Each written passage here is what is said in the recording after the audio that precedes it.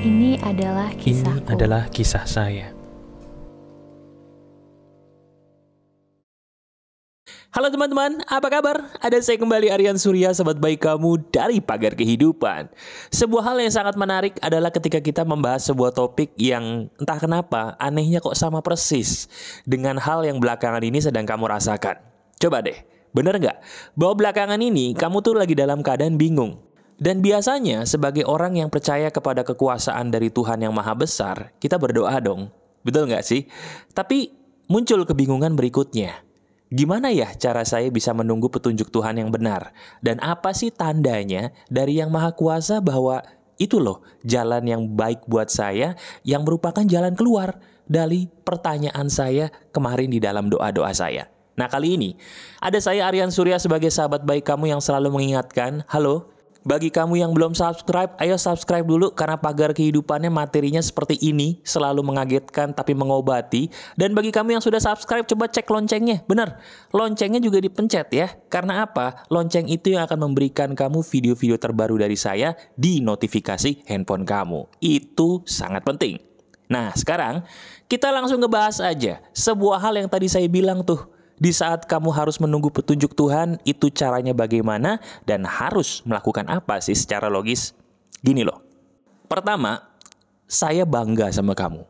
Benar, saya bangga kepada kamu sebagai sahabat saya di Pagar Kehidupan. Kenapa, Mas? Karena diri kamu masih mengandalkan kuasa dari Yang Maha Kuasa untuk menyelesaikan perkara hidup kamu. Karena banyak sekali teman-teman di sekitar saya, mudah-mudahan bukan kamu ya, yang merasa dirinya tuh sanggup menyelesaikan semuanya. Padahal sebenarnya sehebat apapun kita tuh nggak bisa melakukan semuanya lagi, betul nggak?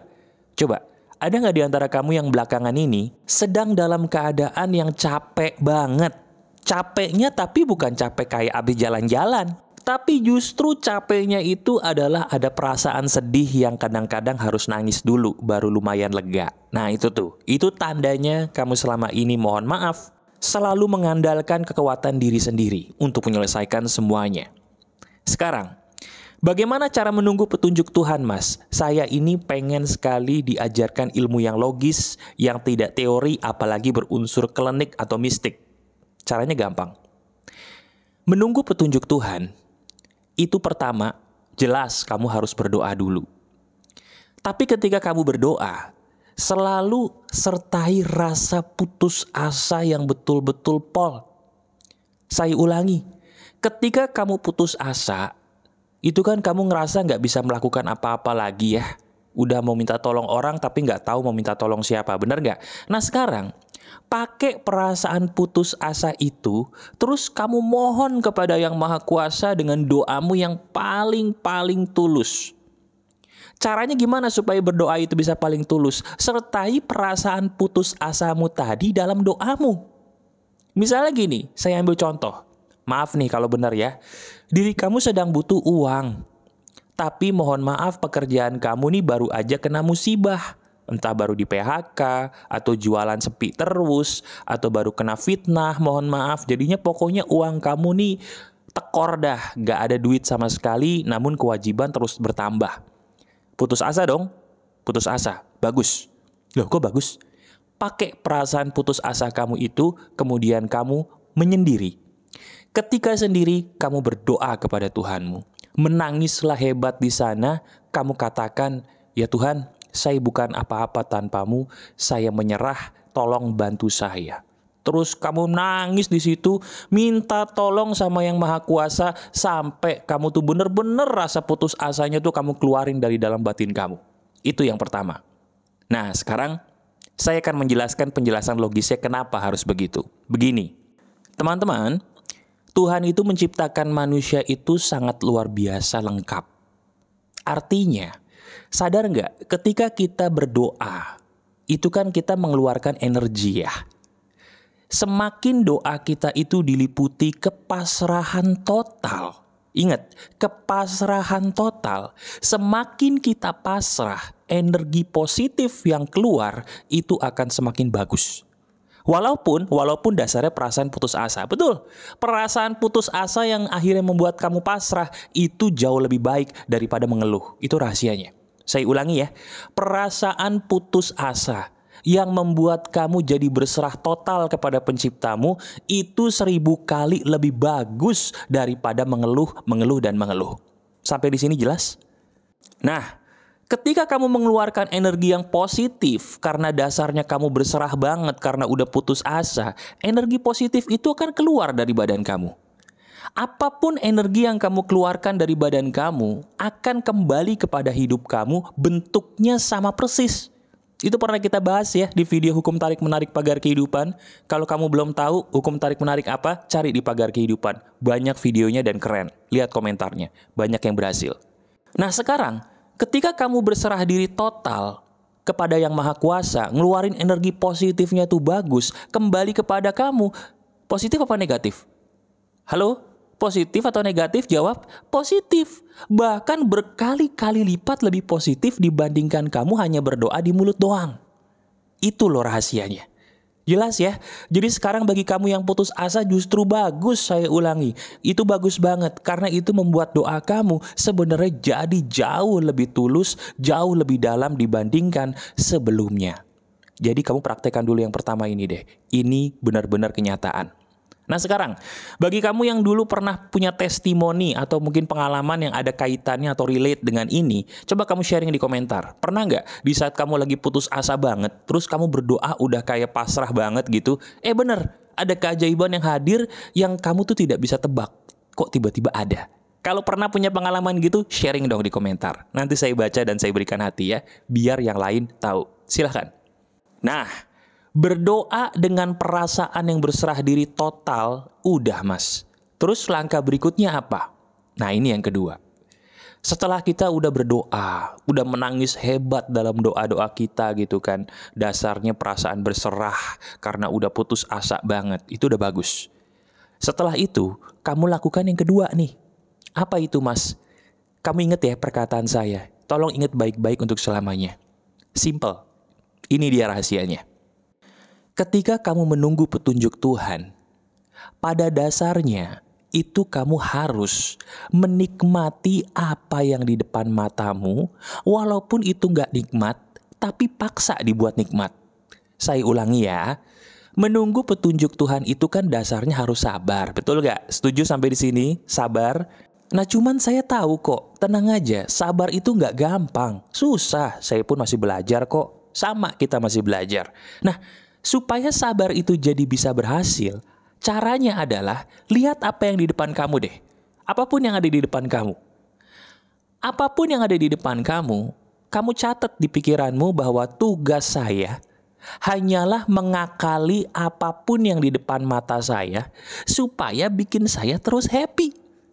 Saya ulangi, apapun yang di depan kamu itu adalah sesuatu hal yang harus kamu nikmati. Tugas kamu tuh tinggal mikir, gimana ya caranya saya bisa ngakalin ini yang ada di depan saya supaya bikin saya happy. Misal saya kasih contoh, ini udah saya contohin kemarin di live streaming ya. Misalnya di depan kamu ada nasi sama kerupuk. Sementara kamu selama ini pengen doa kamu tuh didengarkan Tuhan atau dijabah supaya bisa makan nasi pakai daging, pakai telur, pakai sayur gitu. Iya kan? Adanya di depan apa? Nasi sama kerupuk. Ya udah pikirin. Gimana caranya supaya nasi pakai kerupuk ini bisa bikin kamu happy? Oh, ternyata ditambahin kecap, Mas. Dengan pakai kecap bikin saya jadi semangat makan karena rasanya jadi gurih. Nah, itu. Perumpamannya tuh seperti itu. Contohnya lagi, misalnya kamu sekarang pengen ketemu jodoh. Iya kan? Pengen banget ketemu jodoh. Udah berdoa, udah berusaha, sampai akhirnya kamu putus asa. Karena setiap kali dapet jodoh, dapetnya yang salah mulu. Sekarang coba rubah caranya. Kamu berdoa dengan rasa yang putus asa tadi supaya berserah diri total, udah. Yang kedua, kamu lihat. Diri kamu kan sekarang single nih, jomblo. Betul. Sekarang pikirin.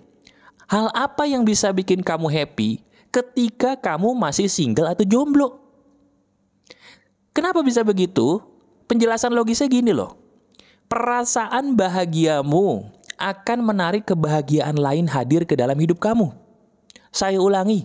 Perasaan bahagia kita, perasaan bahagia kamu itu akan menarik kebahagiaan-kebahagiaan lain hadir dalam hidup kamu. Itu fakta, teman-teman. Ya. Jadi kalau misalnya kita lagi dalam keadaan tidak bahagia, berdoa udah, kita harus mikir, gimana caranya supaya saya bisa happy dengan apa yang ada di depan mata saya. Itu loh yang Tuhan mau, dan begitulah caranya sabar. Jadi sabar itu bukan dengan cara kamu menyiksa diri, tapi dengan cara mengakali situasi supaya gimana pun situasi di depan kita bisa loh bikin nikmat. Kita bisa loh bikin enak paling tidak, sehingga kita tidak sedih, sehingga kita jadi bahagia. Dan ingat perkataan saya, kebahagiaan akan menarik kebahagiaan. Itulah hukum semesta yang selama ini sudah kamu praktekkan di pagar kehidupan dan berhasil kan? Betul nggak? Renungkan. Nah, seperti biasa, ini yang ketiga justru paling top chair nih, paling keren, paling emas sebagai hadiah bagi kamu yang menonton video saya sampai akhir. Terima kasih ya. Yang ketiga apa Mas? Kan kita yang pertama udah berdoa nih dengan rasa yang pasrah. Tadi Mas Aryan bilang semakin putus asa semakin bagus. Betul. Yang kedua juga kita mengakali situasi supaya kita bahagia Mas. Karena bahagia akan menarik kebahagiaan. Betul. Yang ketiga emang ada lagi Mas? Ada. Justru ini penutupnya dan paling keren. Apa itu Mas? Nih dengerin baik-baik ya. Kamu ingat baik-baik yang ketiga ini nih. Ini benar-benar penting.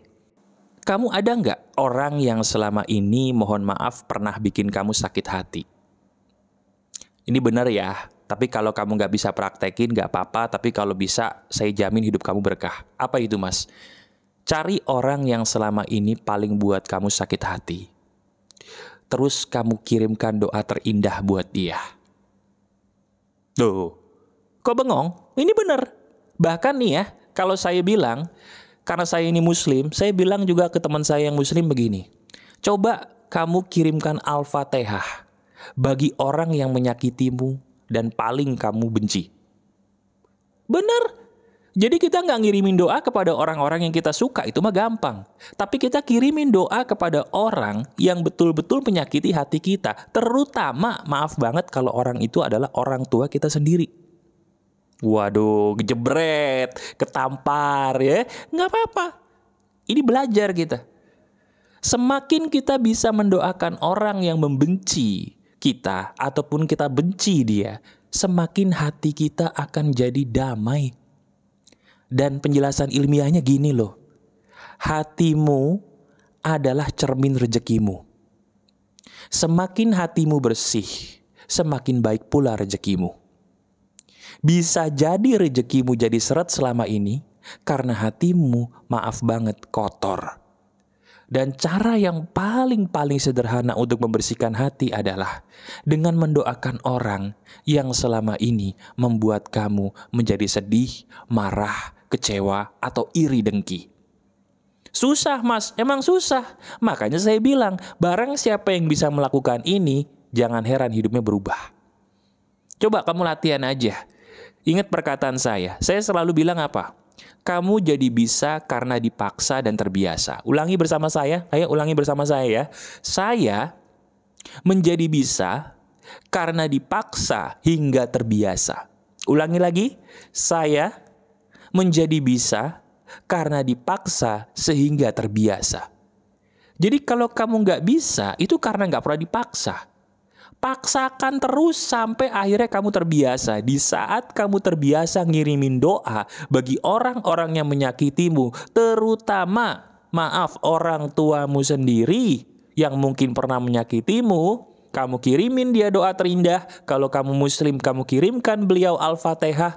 Di saat itulah hidup kamu akan tenang, damai, dan rezekimu bisa berlimpah seizin Tuhan. Kenapa? Karena hatimu membaik. Dan hati seperti yang saya bilang adalah cermin rezeki seseorang. Itu fakta loh. Dan itu logis. Bener nggak? Iya kan? Nah, sekarang ini video emas banget nih. Ini hadiah saya buat kamu. Seperti biasa, kamu tonton berulang kali. Kalau kamu suka dengan video ini, silakan klik jempol ke atasnya. Terima kasih. Kamu rasakan deh perbedaannya setelah kamu mempraktekkan ini. Praktekkan, resapi, dan rasakan perbedaan dalam hidup kamu ya. Ini emas sekali. Oke? Masih ada saya, Aryan Surya, sahabat baik kamu selalu dari Pagar Kehidupan. Tetap keep the spirit, keep sharing, and keep loving. Bye-bye.